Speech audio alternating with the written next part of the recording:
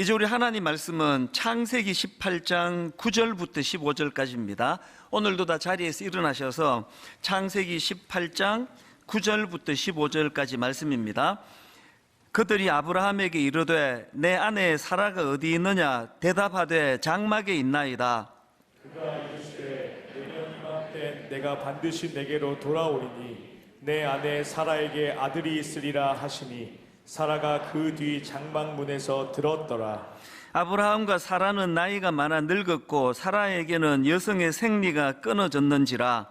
사라가 속으로 웃고 이르되 내가 노쇠하였고 내 주인도 늙었으니 내게 무슨 즐거움이 있으리요. 여호와께서 아브라함에게 이르시되 사라가 왜 웃으며 이르기를 내가 늙었거늘 어떻게 아들을 낳으리요 하느냐. 여호와께서 능하지 못한 일이 있겠느냐. 기한이 이를 때에 내가 내게로 돌아오리니 사라에게 아들이 있으리라. 같이 읽습니다. 사라가 두려워서 부인하여 이르되 내가 웃지 아니하였나이다. 이르시되 아니라 내가 웃었느니라. 아멘. 자리에 앉아 주시기를 바랍니다. 최근에 나온 책 중에 그 생각의 지도 이런 제목의 책이 있습니다. 제가 이제 그 책의 목차를 쭉 보다가 보니까 거기에 그 생각도 길이 난다, 그러니까 이런 그 소제목이 있어서 참 흥미로웠습니다. 그 생각도 길이 난다라는 그 소제목에 나오는 내용 일부를 읽어드리겠습니다. 원래부터 있던 길은 없다. 자주 다니다 보면 길이 만들어진다. 생각도 마찬가지다. 열등하다고 생각하면 점점 더 열등감이 느껴진다. 밉다고 생각하면 점점 더 미워진다. 짜증을 내다보면 점점 더 짜증이 난다. 지금과는 다른 길을 만들고 싶다면 지금까지 다니던 길을 벗어나 새로운 곳을 정해 거기로 자주 다니면 된다. 뭘 강조하는지 아시겠죠? 이 생각에도 길이 난다는 겁니다. 같은 생각을 계속 반복해서 하다가 보면은 마음에도 그쪽으로 길이 발달이 돼가지고 무슨 일이 일어나는데 의도하지 않아도 저절로 그쪽으로 생각이 가지는 거, 이게 생각에도 길이 난다, 그런 말씀의 의미거든요. 제가 오늘 본문에 나오는 아브라함과 사라 부부를 묵상하다가 그 책 내용이 불쑥 떠올랐던 거는 지금 아브라함과 사라가 딱 그런 상황이기 때문입니다. 오늘 본문 창세기 18장 10절에 보면은 하나님께서 아브라함에게 이렇게 말씀하십니다. 그가 이르시되 내년 이맘때 내가 반드시 내게로 돌아오리니 내 아내 사라에게 아들이 있으리라 하시니 사라가 그 뒤 장막문에서 들었더라. 하나님 말씀을 들은 사라가 어떻게 반응하나? 즉각적으로 이렇게 반응합니다. 12절 사라가 속으로 웃고 이르되 내가 노쇠하였고 내 주인도 늙었으니 내게 무슨 즐거움이 있으리요? 이런 반응은요, 그 남편 아브라함도 똑같습니다. 17장 6절에서 하나님께서 아브라함에게 이 약속의 말씀을 주시지 않습니까?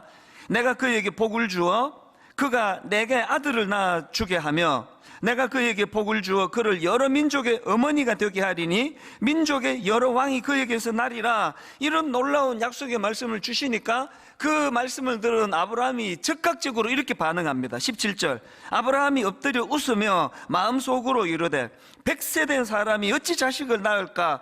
사라는 90세니 어찌 출산하리요 하고, 지금 아브라함과 사라 부부에게 생각의 길이 나 있는 거예요. 그래서 하나님이 무슨 말씀을 주시든지 그대로 접수가 안 되는 겁니다. 이런 상황에 놓여 있는 아브라함과 사라 부부가 이게 참 위험한 상황이구나, 그렇게 생각하게 만드는 것이 뭐냐 하니까요, 제가 오늘 본문을 묵상하다가 보니까 이런 상태에 빠져 있는 아브라함과 사라에게 두 가지 심각한 증상이 나타나는 겁니다. 어떤 증상이 나타나느냐? 첫째는 무기력증입니다. 무기력증.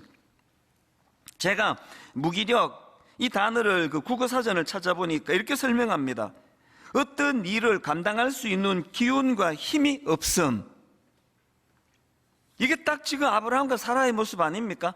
12절을 세 번 욕을 한번 보십시오. 그러므로 사라가 자기 인식이 이래요. 나는 기력이 다 쇠진하였고 나의 남편도 늙었는데 어찌 나에게 그런 즐거운 일이 있으랴. 그렇게 하고는 속으로 하나님 말씀을 비웃어 버리는 거거든요.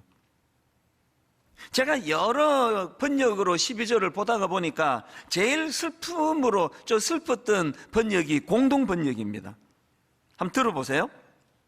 그래서 사라는 속으로 웃으며 내가 이렇게 늙었고 내 남편도 다 늙었는데 이제 무슨 낙을 바라보랴. 그렇게 중얼거리는 겁니다. 아니, 제가 참 슬픔으로 다가왔어요. 이제 거의 100세를 바라보시는 제 어머니를 뵈면서 마음이 아픈 게 이 대목이에요. 어느 순간에서부턴가 이런 비슷한 고백을 하시는 겁니다. 아이고, 이제 뭐 내가 다 안 늙어가지고 뭐 이제 말씀마다 이런 표현들이 나오는 거. 이제 무슨 낙을 다시 보랴. 뭐 하나님이 뭐 이삭을 주시고 안 주시고 그걸 뛰어넘어서 뭐 남편도 자기에게 관심이 없고 난 무슨 낙을 내가 또 새로 누리겠느냐. 이런 무기력한 모습이 오늘 본문에 나와 있는 이 사라의 모습이에요. 저는 그래서 그 29개 예비 분리교회 담임 목사님들께 가끔씩 부탁을 해요. 청년들이 북적거리는 교회도 중요하지만 정말 우리 교회는 연세 드신 어른들이 힘을 넣는 교회면 좋겠다. 연세 드신 어른들이 늘 마음에 위축감이 있거든요. 내 교회를 위해서 뭐 할 것도 없는데 그런 생각을 가지시지 않도록. 그런가 하면은 아브라함과 사라 부부에게서 발견되는 증상 하나 더 보는데요. 두 번째가 뭐냐? 반복되는 부정적인 언어예요. 그들이 반복해서 사용하는 언어를 보면은 또 이 본문에서 계속 반복되는 게 나는 늙었다. 내 남편도 늙었다. 그래서 난 못한다. 이제 뭐 내 나이에 무슨 낙을 보랴. 이 언어가 굉장히 부정적이에요. 여러분이 부정적인 언어를 계속 사용하는 게 이게 왜 위험한가 하면은요, 이 사람 머릿속에 맴도는 막 수천 가지 생각들이 있는데 언어는요 그것을 구체화시켜주는 역할을 해요. 차를 몰고 가다가 누가 이렇게 깜빡이도 안 주고 확 끼어들면은 당황하면은 그때 수만 가지 생각이 나거든요. 그때 저는 혼자 차 몰고 가면서 옆에 사람도 없는데 저 혼자 독백으로 선언을 해버려요. 살다 보면 저럴 수 있지. 뭐 너는 안 그러냐? 아무도 없는데 제가 저한테 하는 얘기예요. 왜 막 빨리 제가 말을 해버리는지 아세요? 생각이 더 그런 좀 화가 나고 분노 쪽으로 흐를까봐. 이게 참 신기해요. 뭐 바쁜가 보지. 너도 바쁠 때 안 그러냐? 이렇게 딱 선언하고 나면 그 상대방에 대한 이해하는 생각이 확 늘어나는 걸 느껴요. 어떤 사람이 막 그런 일을 겪었을 때 막 그만큼 화가 안 났는데요, 마침 또 그 사람하고 이렇게 나란히 갈 수 있는 기회가 있어서 창문 내리고 운전 똑바로 해! 라고 말하는 순간 막 화가 막 생겨나는 걸 경험하실 거예요. 이 부부 사이도 마찬가지입니다. 그래서 부부 사이에 조금 배우자가 실수하고 이럴 때는 빨리 말해버리는 게 좋아요. 그럴 수 있지, 살다 보면. 속은 아니라 하더라도 이렇게 탁 내뱉고 나면 많은 생각이 머릿속에서 이해해주는 쪽으로 정리가 되는 거거든요. 여러분, 이게 오늘 아브라함과 사라가 지속적으로 지금 자기들의 모습에 대하여 부정적으로 묘사하는 이게 얼마나 이게 위험한가 하면은요, 그런 지속된 부정적인 언어는 자기 생각을 쇠뇌시켜 버려요. 그게 이제 언어의 습관이 이렇게 나쁜 거거든요. 이렇게 아브라함과 사라 부부는 지금 그 부정적인 쪽으로 길이 나버려가지고 계속 무기력하고, 그리고 또 자기가 무기력하니까 하나님에 대해서는 냉소적이 되는 거예요. 막 말씀의 은혜가 되면 될수록 더 냉소적이 돼요. 아이고, 뭐 말은 저렇게 하지만 뭐 하나님인들 뭐 어떡하겠어. 약속의 말씀을 주시는데도 웃어버리는 거예요. 방금 제가 잘했나요? 굉장히 기분 나빠, 상대방이 들으면. 이런 무기력증과 또 부정적인 생각과 언어에 사로잡힌 아브라함과 사라 부부인데요, 하나님께서는 오늘 본문에서 참 놀라운 말씀으로 그 내면의 그 잘못된 생각과 말을 깨트리는 강력한 말씀을 주십니다. 이게 저에게도 굉장히 도전이 됐는데요. 자, 본문 13절 14절을 보십시오. 여호와께서 아브라함에게 이르시되 사라가 왜 웃으며 이르기를 내가 늙었거늘 어떻게 아들을 낳으리요 하느냐. 그리고는 대안이 14절에 여호와께 능하지 못한 일이 있겠느냐. 저는 지난 한 주 동안에요, 여호와께 능하지 못한 일이 있겠느냐, 이걸 많이 독백을 했습니다. 마음에 좀 부정적이고 어두운 생각이 들어올 때 이렇게 선언해 버리는 거예요. 저는 여기 나오는 14절 여호와께 능하지 못한 일이 있겠느냐, 이 말씀 속에는요 이미 너무 부정적인 쪽으로 길이 나버린 아브라함과 사라 생각에 대하여 하나님이 주시는 너무 소중한 두 가지 권면의 말씀이 내포되어 있다고 생각을 합니다. 여호와께 능하지 못한 일이 있겠느냐, 이 말씀 속에는요 두 가지 권면이 내포되어 있는데, 이 말씀에는 첫째, 너희 생각의 초점을 바꾸어라, 이런 말씀이 내포되어 있다는 겁니다. 자, 이걸요 방금 읽은 13절 14절을 이제 주어에다가 초점을 두고 한번 읽어보시기를 바랍니다. 제가 13절 다시 읽어드릴게요. 주어를 한번 보십시오. 여호와께서 아브라함에게 이르시되 사라가 왜 웃으며 이르기를, 지금 사라의 주어입니다. 사라가 이렇게 웃으면서 말합니다. 내가 늙었거늘 어떻게 아들을 낳으리요 하느냐. 지금 사라의 초점은 내가예요. 내가 늙은 나, 아기를 갖지 못하는 상태에 빠진 나, 이게 지금 사라가 가진 주어고요. 하나님이 교정해 주시는, 그 전에 12절도 마찬가지입니다. 12절도 보십시오. 사라가 속으로 웃고 이르되, 이 주어가 또 나옵니다. 내가 노쇠하였고, 자기 남편입니다. 내 주인도 늙었으니, 그 다음에 내게 무슨 즐거움이 있으리요. 계속 반복되는 그 주어가 초점이 자기 자신이에요. 그리고 자기 남편입니다. 하나님이 뭘 바꾸어 주시느냐, 14절에 가서 보십시오. 하나님께서 14절에서의 주어는 여호와 하나님이세요. 여호와께 능하지 못한 일이 있겠느냐. 기한이 이를 때에 내가, 여호와 하나님이요, 내가 너에게로 돌아오리니 사라에게 아들이 있으리라. 지금 여러분 사실요 이 사라의 관점으로 본다면은 다 맞는 말이에요. 틀린 말 하나도 없습니다. 오늘 여기 어떤 일로 우울하고 비관되고 좌절되는 분, 이유 없는 분이 한 분이라도 있습니까? 여러분이 낙심해야 될 이유 다 있어요. 다 근거가 있습니다. 다 마음이 우울할 수밖에 없는 그 근거를 다 갖고 있는 거예요. 그런데 하나님께서는 그 생각의 주어를 바꾸라는 겁니다. 예를 들어서 어떤 사람이 감기에 걸렸고 또 다른 사람은 암에 걸렸어요. 그걸 자기가 해결하는 입장이라면요, 감기는 몇천 원 안 들고 또 별로 안 아프고 나아요. 암은 많은 대가 지불이 필요하고 또 수고가 필요하고 그런 게 필요합니다. 그런데 어차피 지금 이 초점이 주어라면 감기든 암이든 그것을 뛰어넘어 일하시는 하나님이 하시겠다는 거거든요. 주어가 바뀌어지는 순간 내가 너무 심각하게 받아 이건 아무도 못 고쳐라는 그 문제까지도 해결이 가능하다는 그 얘기를 하고 있는 거거든. 이게 여러분 우리가 잘 아는 민수기 13장에 가나안을 정탐하고 온 12명이 똑같은 것을 보고 딱 두 갈래로, 한쪽은요 악평이에요. 그 땅은 악평하고 한쪽은 너무 아름다운 땅이라 그래요. 이걸 제가 묵상하다가 보니까 주어가 달라져서 이 차이가 있더라고요. 자, 10명의 정탐꾼들의 부정적인 반응을 민수기 13장 32절에서 나옵니다. 이스라엘 자손 앞에서 그 정탐한 땅을 어떻게 해요? 악평하여 이르되, 우리가 두루다니며 정탐한 땅은 그 주민을 삼키는 땅이요, 거기서 본 모든 백성은 신장이 장대한 자들이며 거기서 네피림 후손인 아낙 자손의 거인들을 보았나니, 또 주어가 우리입니다. 우리는 스스로 보기에도 메뚜기 같으니 그들이 보기에도 그와 같았을 것이니라. 지금 그 상황과 사물을 바라보는 그 주어가 우리는, 그러니까 결론은 우린 정말 메뚜기 같다, 참 비참하다, 초라하다, 이렇게 결론이 날 수밖에 없는데요. 그 다음에 그 생각의 초점을 바꾼 요수아와 갈렙의 평가를 보십시오. 민수기 14장 7절. 이스라엘 자손의 온 회중에게 말하여 이르되 우리가 두루다니며 정탐한 땅은 심히 아름다운 땅이라. 완전히 다른 평가예요. 이 어떻게 이런 다른 평가가 가능했나? 그 다음 8절에 주어가 하나님이에요.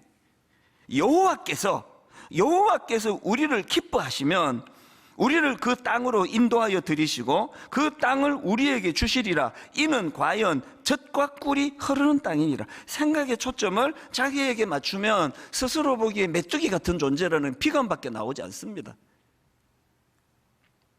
목회 20년, 분당 우리의 개척 20년 동안에 끊임없이 제가 싸워야 했던 싸움이 이 싸움이에요. 그건 경력이 쌓인 지금도 마찬가지예요. 틈만 나면 내 안에 비실비실 비집고 들어오는 게 열등감입니다. 틈만 나면은 그것 때문에 우울한 게 인간이에요. 그래서 싸우는 거예요. 자꾸 내 생각의 주어를 바꾸는 겁니다. 여호와께서 우리를 기뻐하시면 규모가 얼마나 크고 작고 해야 될 일이 지금 이 교회 섬기는 것만 해도 머리가 복잡한데 이제 가평 우리 마을도 해야 되고 이제 가평 우리 마을은 이제 가짜도 안 나와요. 이 1만 성도 파수 운동이 너무 머리에 꽉 차가지고. 그리고 이제 4월부터는 또 드림센터 사회 환원은 또 어떻게 해야 되느냐고요. 할 일이 머리가 터질 것 같은데, 그런데 그런 상황에서 여호와께서 우리를 기뻐하시면 우리를 그 땅으로 인도하여 들이시고, 그래서 제 목회가 너무나 아름다운 목회가 되는 거고요. 아무것도 일거리도 별로 없는 그런 자리에 있다 하더라도 주어가 제가 되면 저는 초라한 메뚜기가 되는 게 메뚜기. 그냥 다리 들고 딱딱 두 번만 흔들면 뚝 부러지는 게 그 메뚜기 아닙니까? 다리가 뚝 부러지는 게. 하나님의 권면은요, 여호와께 능하지 못한 일이 있겠느냐, 너의 시선을 좀 옮겨라, 이런 권면이 있고요. 그 다음 두 번째로 이 말씀에는 감탄과 하나님으로 인한 감탄과 경이로움을 회복하라, 이 명령의 말씀이에요. 이게 뭔지 설명을 드릴게요. 14절을 다시 보십시오. 여호와께 능하지 못한 일이 있겠느냐, 기한이 이를 때에 내가 내게로 돌아오리니 사라에게 아들이 있으리라. 여기 나오는 여호와께 능하지 못한 일이 있겠느냐, 이 말을 분석을 하면은요, 여기 나오는 능하지 못한 할 때 능하다라는 이 단어는 능력을 가지다, 놀랍게 여기다, 경이롭게 여기다, 이런 뜻을 가진 팔라라는 단어예요. 이 단어가 시편 71편에도 나오는데 17절입니다. 하나님이여 나를 어려서부터 교훈하셨으므로 내가 지금까지 주의 기이한 일들을 전하였나이다. 여기 나오는 기이한 일, 이게 오늘 본문에 나오는 팔라예요. 기이한 일. 이 단어가 요수아 3장 5절에도 나옵니다. 요수아가 또 백성에게 이르되 너희는 자신을 성결하게 하라. 여호와께서 내일 너희 가운데에 기이한 일들을 행하시리라. 여기 나오는 기이한 일, 이 팔라예요. 저는 이 말씀을 보면서요, 지금 지도자 요수아가 백성들에게 너희는 자신을 성결하게 해라, 하나님의 백성다운 그런 어떤 그 모습을 갖추어라, 거룩해라, 이런 말씀을 주시면서 왜 여호와께서 내일 너희 가운데 기이한 일을 행하시리라, 이런 기대감도 함께 주고 있는 겁니까? 제가 깨달은 게 뭔지 아십니까? 여러분, 우리가 악한 이 세상에 물들지 않기 위해서는요, 해야 되는 게 있습니다. 여호와의 기이한 일들에 대하여, 하나님 하신 일들에 대하여 감탄과 경이로움을 회복하는 거예요. 조금 전에 언급해드렸던 시편 71편도 마찬가지입니다. 17절 다시 보시겠습니까? 하나님이여 나를 어려서부터 교훈하셨으므로 내가 지금까지 주의 기이한 일들을 전하였나이다. 그리고는 18절입니다. 세 번요. 내가 이제 늙어서 머리카락에 희끗희끗 인생의 서리가 내렸어도, 이거 보니까 지금 아브라함과 사라하고 상황이 같아요. 나이가 드신 분이에요. 내가 이제 늙어서 머리카락에 희끗희끗 인생의 서리가 내렸어도 하나님 나를 버리지 마십시오. 그 다음 보세요.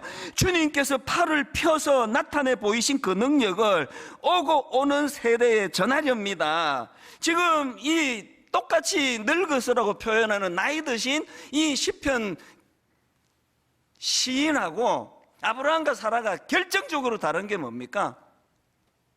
지금 이 나이 드신 머리카락이 희끗희끗한 인생의 서리가 내렸다고 표현하는 이 시편 71편의 이 시인은요, 뭘 계속 드러내는 겁니까? 내가 지금까지 주의 기이한 일들, 젊은 시절에 하나님이 하나님 없이는 설명할 수 없는 너무나 놀라운 일들을 맛보게 하셨는데, 이제 나이가 들어서 뭐라고요?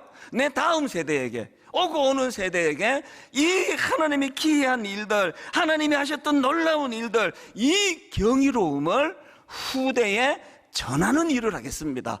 하나님, 이거 잘할 수 있도록 도와주세요. 저 그렇게 기도하는 거거든요. 나이 들어가시면서, 여기 나이 들어가지 않는 분이 누가 있습니까? 나이 들어가시면서 아브라함과 사라의 길로 가시렵니까? 이 귀한 시편 71편의 아름다운 시인의 길로 가시렵니까? 참 나이 들수록 우울하고, 젊을 땐 그래도 왕년에 내 한가닥 했는데 이제는 뭐 무슨 낙이 있으랴, 그 길로 가시렵니까? 참 젊은 시절에 기이한 일들을 많이 행하신 하나님을 기억하면서 그 오고 오는 그 다음 젊은 세대에 대하여 이 기이한 일들을 행하신 하나님에 대한 경이로움을 잘 전달하겠습니다. 한국교회 어른들이 정말 저를 포함해서 다 반성해야 되는 게, 다음 세대에게 못 전한 게 예수 믿는 것에 대한 이 기이함, 이 경이로움, 이 가슴 벅참, 이걸 못 전한 거 아닙니까? 제가 어느 일반 신문인데요, 일반 신문 칼럼에서 읽은 글입니다. 내용을 들어보세요. 경이롭다라는 단어의 헬라어는 타우마조인데, 이 단어는 헬라 사람들에게는 신적이다라는 뜻으로 통용되었다는 것이다. 그 다음 보세요. 감탄을 자아내는 자연 풍경, 감동적인 시, 조각이나 건축물, 이런 훌륭한 작품들, 이 모든 대상들의 신적이다라는 말을 붙였다는 것이다. 이거 우리식으로 말하자면요, 헬라 사람들은 그 경이로움의 출발이 하나님으로부터 나오는 것이다. 이 감탄과 경이로움은 그건 신적인 것이다, 그렇게 생각을 했다는 겁니다. 제가 이 글을 읽으면서 반성을 좀 했죠. 오늘 예수 믿는 저와 여러분 모두는 다 우리 삶 속에서 하나님을 향한 이 감탄과 이 경이로움을 회복해야 돼요. 우리가 경험하는 무슨 작품을 보든지 뭐 하다못해 드라마 한 편을 보는 그 안에서도 내게 감탄이 일어난다면 그건 다 하나님의 것이에요. 신적인 것입니다. 신앙의 무기력증은요, 어느 순간인가 이 감탄이 없어지는 거예요. 여러분, 분당 우리 교회 첫날 털썩 주저앉으면서 눈물을 쏟았던 수많은 분들, 우리들의 문제는 그 감탄을 유지할 수 없다는 거예요. 유지가 안 된다는 겁니다. 이런 설교를 준비하고 있는데요, 딱 지난주에요, 우리 교회에서 이제 신앙생활을 처음 하신 초신자분이 계시거든요. 이분이 이제 그 지역에 가까운 작은 교회를 옮기셨어요. 오랜만에 이제 찾아오셔서 이런저런 얘기를 나누는데요, 지난주에 이분이 출석하는 교회의 말씀이 너무 좋았다는 거예요. 이게 뭐 그냥 좋은 게 아니라 막 정말 너무 좋았대요. 또 제가 욕심이 많잖아요. 그 설교 나도 좀 받고 은혜 좀 받읍시다 했더니, 이제 교회에서 이제 뭐 규모가 작으니까요, 뭐 홈페이지 올리고 유튜브 올리고 그런 것들이 뭐 잘 안 되는지 잘 몰라요, 내막을. 그런데 이제 이분이 그 설교를 저한테 보내줬어요, 파일을. 얼마나 기대가 되겠습니까? 정말 은혜를 받으려고 설교를 들었는데요, 이분이 어느 부분에서 이렇게 은혜를 받았지? 지금 여러분, 같은 설교를 놓고 지금 그 초신자가 그게 정상인 겁니까? 제가 정상인 겁니까? 이게 지금 저의 심각한 병인 거, 이 교만한 거. 그래서 이게 뭐 어느 부분이지? 이게 오래 예수 믿은 분들 거의 뭐 대부분이라 그러면 좀 과장이겠고요, 꽤 많은 분들의 정상이에요. 옆에 지금 초신자는 막 가슴이 벅차서 눈물을 훔치는데 옆에서 보면서 나도 저런 때가 있었지, 1년만 다녀봐라. 나처럼 될 것이다. 오늘 우리가 회복해야 되는 건요, 하나님의 일하심에 대한 감탄과 감격과 경이로움을 회복하는 겁니다. 이정규 목사님 설교를 제가 듣다 보니까, 제가 아끼는 후배인데요, 그 정통이라는 책이 있습니다. G.K. 체스터턴이라는 분이 쓴 책인데요, 그 책 한 부분을 인용하는 겁니다. 그 책을 저도 갖고 있기 때문에 저도 막 찾아봤거든요. 그 내용을 한번 들어보세요. 우리가 아주 어렸을 때는 굳이 동화가 필요 없었다. 기억나시나요? 무슨 동화가 필요합니까? 어린 때는 온 세상이 다 동화인데, 아주 어릴 때는 굳이 동화가 필요 없었다. 아무 이야기로도 충분했고 사는 그 자체가 흥미로웠다. 기억나십니까? 어른이 되고 나니까 감동이 별로 없어가지고 비싼 돈 주고 뮤지컬 보러 가고 영화 보러 가고 그렇게 하시는 거 아닙니까? 어린아이 때는 그 필요 없어. 사는 게 감탄이에요. 그 다음 한번 들어보세요. 7살짜리 아이 톰이, 이제 그 7살짜리 아이가 읽은 이제 동화 내용입니다. 7살짜리 아이는 톰이 문을 열고는 용이 있는 것을 보았다는 이야기만 들어도 흥분한다. 여러분, 문을 열었더니 용이 있대요. 지금 흥분이 되세요? 성인들은 로맨틱한 이야기를 좋아하지만 아기들은 현실적인 이야기를 좋아한다. 현실적인 이야기가 곧 로맨틱하다고 생각하기 때문이다. 여러분, 뭘 말하고 싶은지 아시겠죠? 오늘 우리 어른이 되어서 불행한 것은요, 어릴 때 분명히 우리도 가졌는데, 어릴 때 갖고 있던 아무것도 아닌 일에도 감탄하고 아무것도 아닌 일에도 행복에 겨워 못 견뎌하고, 우리 요즘에 중고등학생이 불쌍한 게요, 감수성이 너무 어려우신 것 같아요. 공부 그냥 어른들 잘못 아닙니까? 우리 고등학교, 중고등학교 다닐 때는 이런 말 많이 했습니다. 여성들이 특히 더 감성이 풍부하니까요. 여고생 시절에는 날아가는 새를 봐도 웃음을 참지 못하는, 그거 얼마나 그 감성이 풍부했냐고요. 여전히 제가 보기에는 우리 남자들보다는 여성의 감성은 여전히 풍성해요. 그러나 예전 10대 때 그 감성을 많이 까먹으신 거 아닌가요? 사실 저도요, 이 책을 다시 읽어보면서 어린 시절에 저도 감성이 풍부한 소년이었습니다. 제가 사운드 오브 뮤직이라는 영화를 고등학교 1학년 때 봤거든요. 그 사운드 오브 뮤직의 그 감동을 1년 내내 가졌습니다. 그래가지고 저는 그때 그 소니였던가 마이마이였던가 카세트 테이프 이제 귀에 꽂는 거, 그거 테이프, 사운드 오브 뮤직 그거 음악 테이프를 사가지고요, 1년 내내 듣는데 저희 누나가 지금도 그 얘기를 해요. 닳도록 듣더라 네가 그거를. 그거 들으면서 또 상상하고. 그래서 저는 어릴 때 TV 많이 보는 거 진짜 위험하다 생각해요. 상상력이 없잖아요. 그 무슨 동화 하나 읽고도 막 상상의 날개 칩은 되게 가난하고 뭐 5식구, 6식구가 복작복작 살아가는 그런 가난한 소년이랄지라도 그 상상력이 풍부해가지고 막 전 세계를 날아다니는 이게 책이거든요. 제가 그렇게 감성이 풍부했더라고요. 그거 다 어디 가버렸는지 모르겠어요. 이런 점에서 저는 시편 8편을 기록한 다윗의 이 풍부한 감성을 한번 보세요. 시편 8편 1절. 여호와 우리 주여, 주의 이름이 온 땅에 어찌 그리 아름다운지요. 주의 영광이 하늘을 덮었나이다. 그에게 이런 하나님을 향한 감탄과 경이로움이 있었기 때문에 그 절대 권력자가 죽이려고 달려드는 그 참 절망적인 상황 속에서도, 여러분 그 다음 3절을 보세요. 주의 손가락으로 만드신 주의 하늘과 주께서 베풀어 두신 달과 별들을 내가 보니, 4절에 어떤 경우라도 초라해지지 않는 다윗 자신입니다. 사람이 무엇이기에 주께서 그를 생각하시며 인자가 무엇이기에 주께서 그를 돌보시나이까. 자존감이 높으니까요, 왕이 죽이려고 그래도 아까 다윗 아브라함과 사라가 말한 것처럼 내가 무슨 낙을 보랴, 무슨 낙으로 살아, 그거 없습니다. 그 별 하나를 보고도 가슴이 터질 것 같고. 지난 한 주간 동안 저는 참 행복한 시간을 보냈거든요. 우리 집에도 확진자가 생겼거든요. 이게 왜 행복했었는지를 이제 설명을, 이게 전 그 확진자를 제공한 우리 큰딸한테 한 주 내내 감사했습니다. 진짜예요. 이게 왜 행복을 가져다 줬냐 하니까요.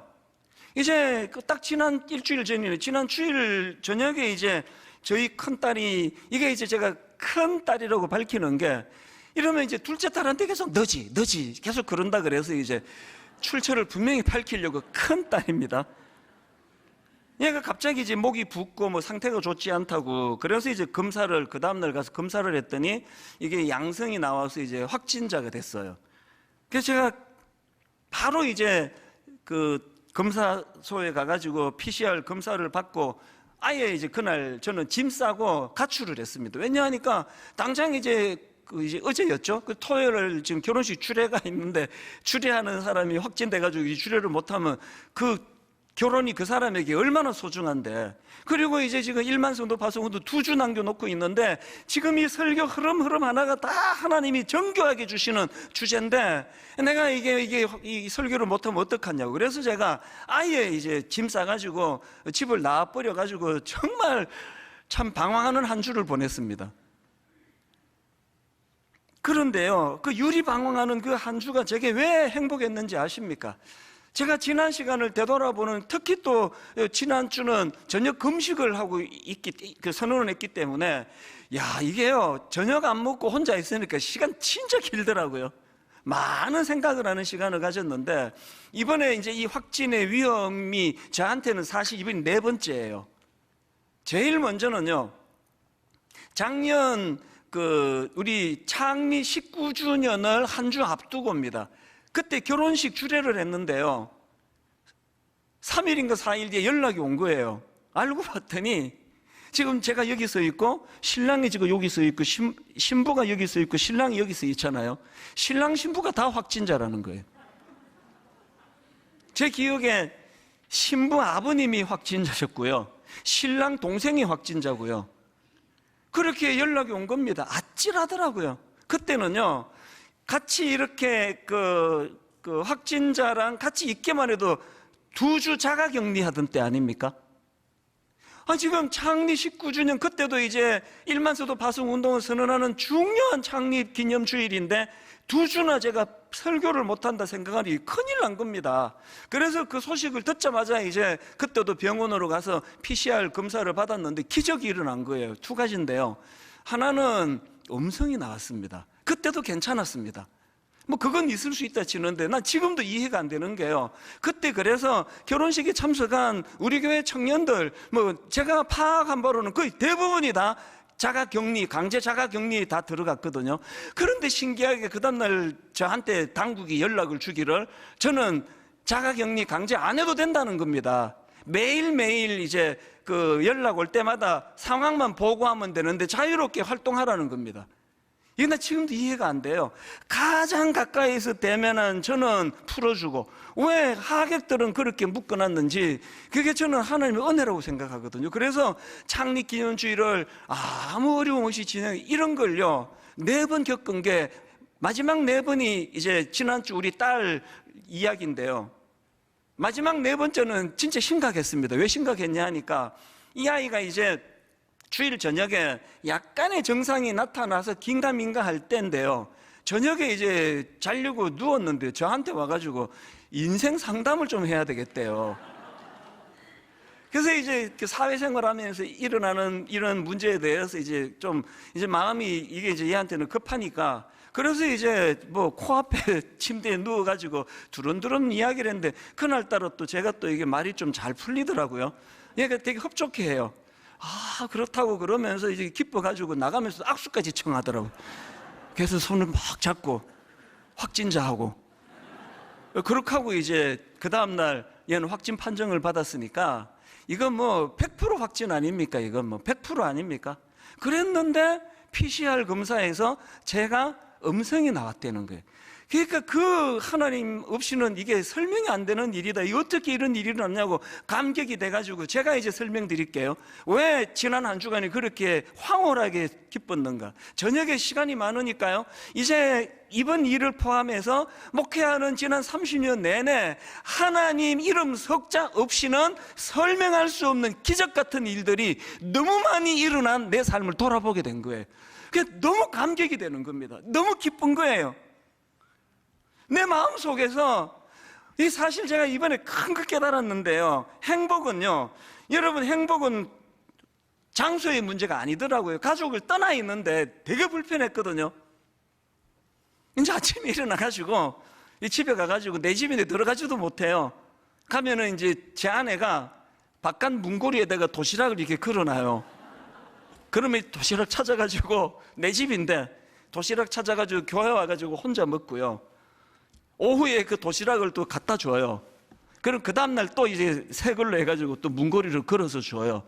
이런 처량한 일주일을 보냈는데, 내가 진심으로 우리 큰딸한테 감사했던 게, 그 시간을 통해 제가 이번에 설교하면서 되돌아보니까 이게 하나님의 뜻인 거예요. 왜? 오늘 이 설교를 해야 되니까. 이론에 젖은 설교가 아니라 실제적으로 경이로우신 하나님을 먼저 경험하고 이 감격으로 설교하라고 하나님이 배려해 주신 거가 되더라고요. 결론은 이렇게 맺기를 원합니다. 그 영화 같은 거 보면 이제 다 하고 맨 마지막에 그 후 1년 뒤 뭐 이런 게 나오잖아요. 제가 오늘 설교를 그렇게 맺으려고 해요. 오늘 본문을 다 설명을 드렸고요, 그 후 1년 뒤 이제 하나님이 약속하신 대로 이삭을 선물로 주세요. 자, 그걸 배경으로 한 창세기 21장 1절부터 한번 보십시오. 여호와께서 말씀하신 대로 사라를 돌보셨고, 여호와께서 말씀하신 대로 사라에게 행하셨으므로 사라가 임신하고 하나님이 말씀하신 시기가 되어 노년에 아브라함에게 아들을 낳으니, 아브라함이 그에게 태어난 아들 곧 사라가 자기에게 낳은 아들을 이름하여 이삭이라 하였고, 그 아들 이삭이 난 지 8일 만에 그가 하나님이 명령하신 대로 할례를 행하였더라. 그리고 그 다음 5절을 내가 읽기 위하여 1년 뒤를 돌아보는 겁니다. 6절 사라가 이르되 하나님이 나를 웃게 하시니, 하나님이 나를 웃게 하시니 듣는 자가 다 나와 함께 웃으리로다. 저는 이 대목에서 진짜 눈물이 나려고 해요. 무기력하기 짝이 없던 사라, 자기 스스로에 대해서는 무기력증에 빠져 있고 하나님에 대해서는 냉소한 상태로 하나님을 비웃을 수밖에 없었던 사라. 여러분, 우리 하나님은요, 사라의 비웃음을 감격의 웃음으로 바꾸어 주시는 분이세요. 그래서 하나님이 지어주신 이름 아닙니까? 이삭이라는 이름의 뜻 자체가 웃음이라는 뜻입니다. 이거 아십니까? 정말 살맛 나지 않는 세상이라 자영업자들을 생각하면 정말 잠이 안 와요. 어떻게 견디고 계실까? 너무 살맛 나지 않는 세상이라, 비관적인 세상이라 답답해하는 그 상황에서도 오늘 우리가 붙잡아야 되는 건 여기에요. 14절에 보니까 여호와가 말씀하신 대로 사라를 돌보셨고, 그 다음에 여호와께서 말씀하신 대로 사라에게 행하셨음이에요. 우리가 그 하나님 말씀을 붙잡을 때 그 말씀이 우리로 하여금 그 비웃음을 환희의 웃음으로 바꾸어 주시는 하나님이심을 맛보게 될 줄로 믿습니다.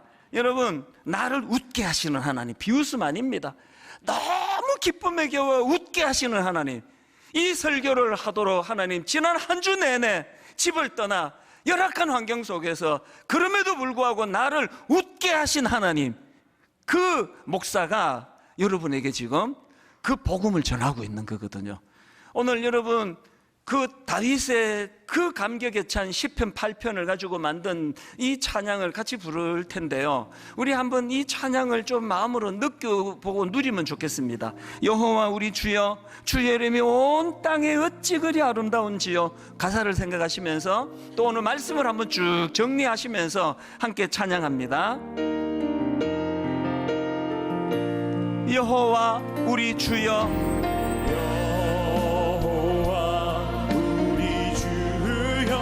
주의 이름이 온 땅에 어찌 그리 아름다운지요.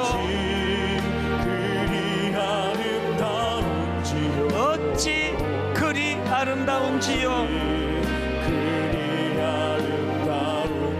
감격의 찬 여호와 우리 주여. 주의 이름이 온 땅에 어찌 그리 아름다운지요. 어찌 그리 아름다운지요. 여러분 다윗의 감격을 한번 느껴보십시오. 주의 손가락으로 지으신 주의 하늘과 주가 베풀어 두신 달과 별 내가 보니 감격에 찬 선포가 일어납니다. 사람이 무엇이 관대 주께서 저를 생각하시며 인자가 무엇이 관대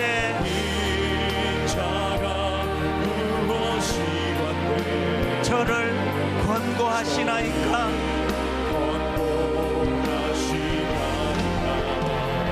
여호와 우리 주여.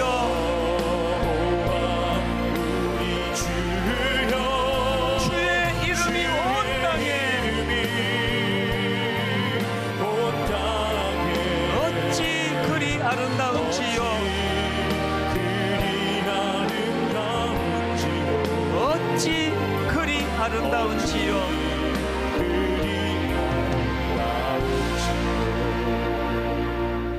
이 찬양 한 번 더 부르려고 하는데요, 이제 좀 방향을 바꾸어서 부르면 좋겠거든요. 방금 불렀던 것은 다윗의 고백을 우리가 빌려서 부른 찬양이에요. 그 다윗의 고백이에요. 이거 우리 거로 만들어 부르자는 겁니다. 지난 한 주간 제가 상징적으로 겪었던 환경이 불편하고 집에도 못 들어가고 잠자리도 불편하고 막 침침해가지고 저녁에 책도 못 읽고 그런 상황 속에서 제가 겪었던 나를 웃게 하시는 하나님을 경험했다면, 현장에 있는 여러분들은 이 정도가 아니라 진짜 힘드신 거 알아요. 너무너무 힘든 거 아는데요, 그 힘든 상황 속에서 이제 이것이 다윗의 시가 아니라 내 고백으로 한번 불러보면 좋겠습니다. 한마디 한마디 하나님 앞에 이렇게 우리가 찬양을 불러드립니다. 다시 한번 이렇게 찬양하겠습니다. 여호와 우리 주여, 주의 이름이 온 땅에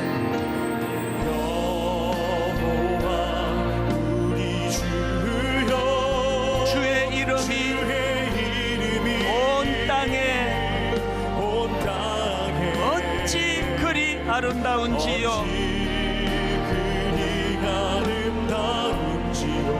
어찌 그리 아름다운지요. 우리의 신앙 고백이, 우리의 감격으로, 우리의 감탄으로 여호와 우리 주여, 주의 이름이 온 땅에 어찌 그리 아름다운지요. 어찌 그리 아름다운지요. 주의 손가락으로 지으신 주의 하늘과 하나님을 향한 경이로움을 가지고 그분을 향한 감탄을 가지고 주가 베풀어 두신 달과 별 감격합니다. 내가 보니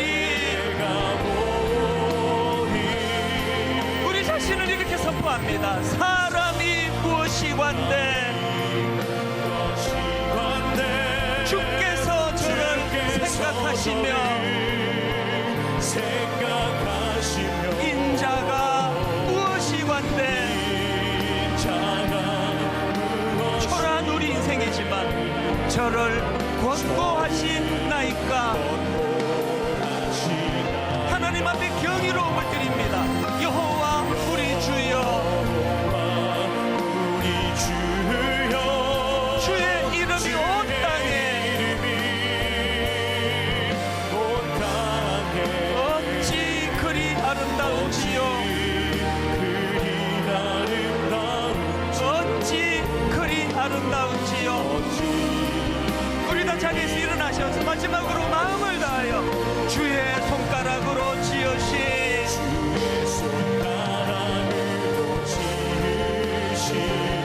주의 하늘과 감격하며 감탄을 드리며 주가 베풀어 두신 딸과 별, 내가 보니 초라한 내 인생이지만 사람이 무엇이 관대,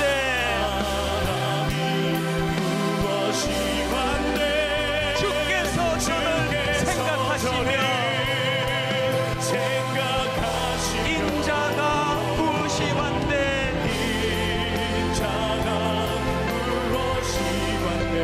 저를 권고하시나이까. 여러분, 우리 절대 초라하지 않습니다. 결단코리 초라한 인생 아닙니다. 여호와 우리 주여, 주의 이름이 온 땅에 어찌 그리 아름다운지요, 어찌 그리 아름다운지요. 하나님의 이 권면을 받으십시오. 첫째, 생각의 초점을 바꾸셔야 됩니다. 내가가 아닙니다. 내가로 나가는 인생 끝에는 항상 더 이상 무슨 낙이 있으랴, 내가가 아니에요. 그분이에요. 여호와예요. 여호와 하나님이 약속하시는 말씀을 붙잡는 겁니다. 두 번째 기도 제목이 있다면 하나님 향한 감탄과 경이로움을 회복하기 원합니다. 너무 가라앉아 있는 거 아닙니까? 왜 감탄이 식어버렸습니까? 왜 나오는 건 부정적인 언어가 그렇게 많습니까? 회복하기를 원합니다. 아버지, 돌멩이 하나를 보고도 하나님의 솜씨라 감격하기를 원합니다. 감탄이 나오기를 원합니다. 하나님의 하심에 대한 경이로움을 아버지 내 인생에서 흘려보내기 원합니다. 한 목소리로 합심하여 같이 기도하시겠습니다. 살아계신 하나님 아버지, 오늘 하나님의 말씀을 내 영혼이 받습니다. 하나님 아버지, 행복 환경의 문제가 아니라 상황의 문제가 아니라, 오 하나님 아버지, 하나님 없이는 설명할 수 없는 너무나 많은 경이로운 일들을 맛보게 하시는 하나님 아버지, 하나님 없이는 도저히 설명할 수 없는 너무나 놀랍고 놀라운 경이로움을 허락하시는 하나님 아버지, 우리 인생에 감탄과 경이로움을 허락하여 주시옵소서. 하나님, 우리 삶 가운데 나 자신이 주어가 되면, 내가 뭘 생각했다고 나아가면 우리는 메뚜기처럼 초라한 인생으로 전락할 수밖에 없습니다. 내가 아니라 그분입니다. 하나님, 우리가 아니라 그분이 하십니다. 아무리 우리 생각으로 불가능을 알지라도 하나님 전능하신 하나님, 그 하나님을 의지하며 바라보며 달려가기를 원합니다. 우리 생각의 중심이 바뀌시기를 원합니다. 하나님 하신 일들에 대하여 감탄과 경이로움을 선포하기를 원합니다. 젊을 때부터 되었던 그 많은 감탄과 감격을 다음 세대에 흘려보내기를 원합니다. 아버지, 그들에게 전하기를 원합니다. 이번 한 주간 은혜를 누리게 하여 주시옵소서.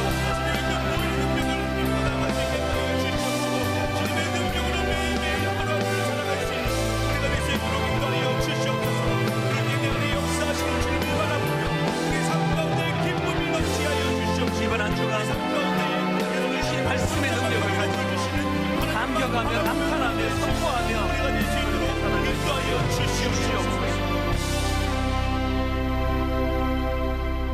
여호와 우리 주여, 주의 이름이 온 땅에 어찌 그리 아름다운지요.